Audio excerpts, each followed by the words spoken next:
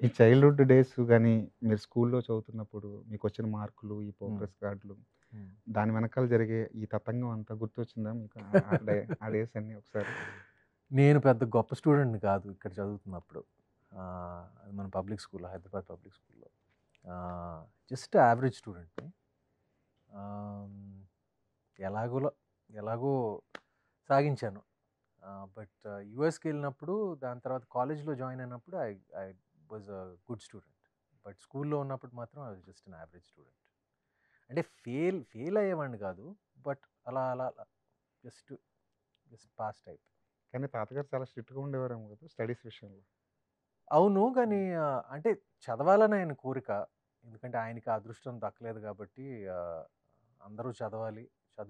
చదువు మీద ఆయనకి ఒక చాలా మంచి అభిప్రాయం ఉంది. ఎందుకంటే హి వాస్ సెల్ఫ్ టాట్ మీ అందరికీ తెలిసిన విషయం. ఇంగ్లీష్ ఆయనే స్వయాన నేర్చుకున్నా. నేర్చుకున్నారు. ఎన్నో సబ్జెక్ట్స్ స్వయాన నేర్చుకున్నారు. సో, అందరికీ ఆ బేసిక్ ఎడ్యుకేషన్ ఉండాలి అనేది ఆయన నమ్మకం. ఆయన కోరిక. సో, అది నేను తీర్చాను. ఆహ్, బట్ స్కూల్‌లో మాత్రం just average above average student. Progress card ఎవరికి చూపించేవారు ఇంట్లో మీరు?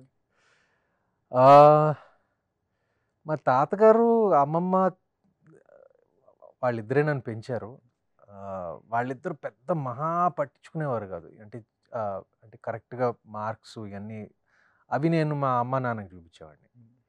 బట్ ల బట్ ఏంటంటే వాళ్ళ ఇంట్లో ఉండేవారు గాదు. వాళ్ళు వేరే ఇంట్లో ఉండేవారు. నేనేమో మా అవును. తాతగారు, అమ్మమ్మతో ఉండేవారు కాబట్టి కొంచెం ఆహ్, ఆ అదృష్టం నాకు దక్కింది. అంటే కొన్ని రిపోర్ట్ కార్డ్‌లు స్కిప్ అయిపోవచ్చు. వాళ్ళు స్కిప్ అయిపోయినవి డెలివర్ అవ్వకపోవటం, సంతకాలు చేయకపోవటం, పేరెంట్స్ టీచర్స్ మీటింగ్‌కి రాకపోవటం అయన్నీ ఆహ్, కొన్ని ఐ ఐ ఐ లక్డ్ ఔట్.